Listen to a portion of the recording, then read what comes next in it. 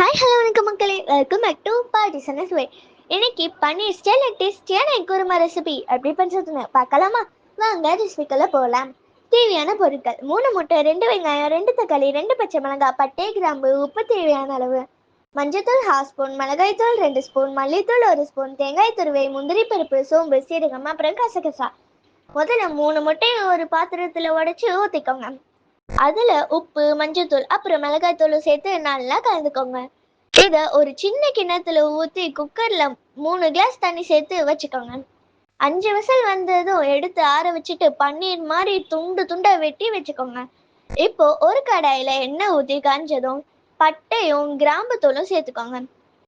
அடுத்து 2 பச்சை மிளகாய், 2 வெங்காயம், அப்புறம் 2 தக்காளி சேர்த்து நல்லா வதக்கிக்கோங்க.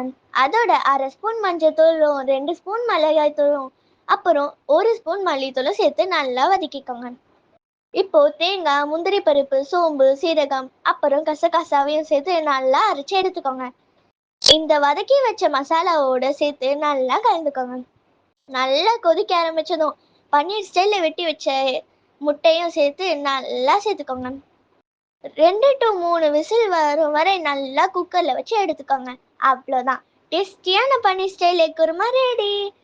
இதை பொரோட்டா, சப்பாத்தி இல்லைன்னா சாப்பாடோட சேர்த்து வச்சு சாப்பிட்டு பாருங்க. டேஸ்ட் அல்டிமேட்டா இருக்கும். இந்த ரெசிபி உங்களுக்கு பிடிச்சிருந்தா வீட்லயே செஞ்சு பாருங்க. அதோட மறக்காம கமெண்ட்லயே அடுத்த ரெசிபி என்ன வேணும்னு சொல்லிருங்க. இந்த ரெசிபி உங்களுக்கு பிடிச்சிருந்தா லைக் பண்ணுங்க, ஷேர் பண்ணுங்க. பார்ட்டி சனஸ் வே சேனலுக்கும் மறக்காம சப்ஸ்கிரைபும் பண்ணிருங்க. நன்றி.